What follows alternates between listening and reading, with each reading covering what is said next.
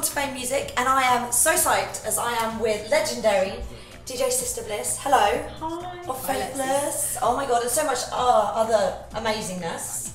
Now, you have been doing the judging for our WEMC competition.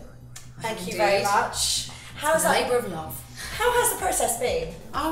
It's really interesting because judging a DJ / producer competition isn't something I do every day. And when I experience DJs, it's usually in a club context. Yeah. So sort of doing it, if you like, in the cold light of day requires maybe different listening skills and seeing how people present themselves just through music before you've even met them or seen their kind of spirit or energy.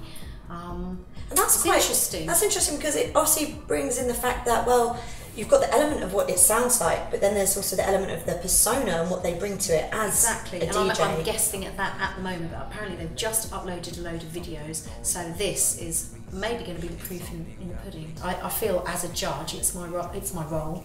I like to think it's my role, my self-appointed role, to kind of explain some of how the business actually works, and a lot of it is to do with your presence and intensity. I think even behind a set of decks, you can bring something that is intriguing to people, whether it's just a sort of focus, whether you're lost in your own world, whether you're a real showmanship kind of DJ that's always pumping up the crowd, or whether you go in full Steve Aoki distance, get on a raft and cake the crowd. So what does fame mean to you?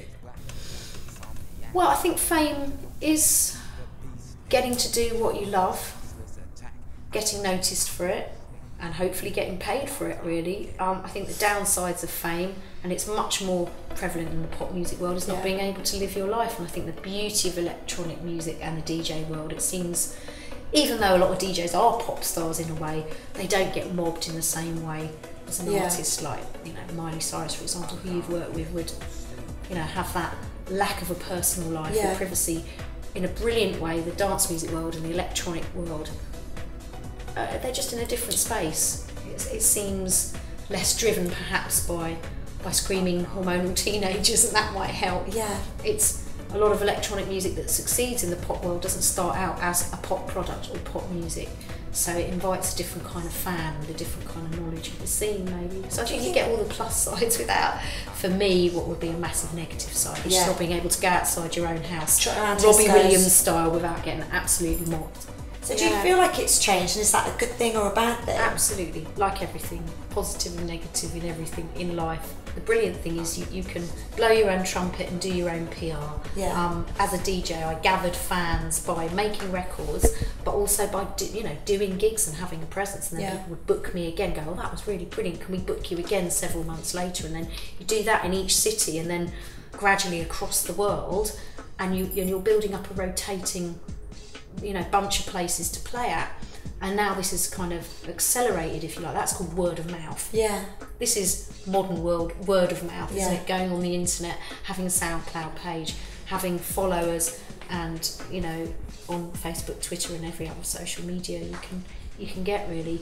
And all of that collates together to bring you, if you like, a profile as a DJ. And I think that's one of the most, in a way, easiest and hardest things to get, because there are lots of DJs and lots of producers putting lots of tracks out, and how do you get your profile above someone else's? And this is, I think, where the Fame Music competition comes in, is you can use this. It's certainly maybe the beginning for some of the artists, and it's certainly not the end. They can use this as a way of opening doors. If they don't win the competition, it doesn't mean that their work isn't valid. Yeah, very much so. You know, especially as each artist has submitted in different genres.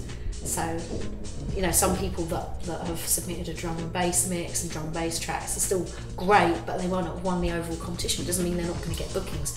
They've got to use every opportunity on social media to tweet about it and go on Facebook and carry on gathering fans and use it to approach the DJs that they love, you know, maybe offer to do a remix, or to clubs or labels that they like. Do you feel like... Yeah, you can use all of this, if you like, as PR for yourself.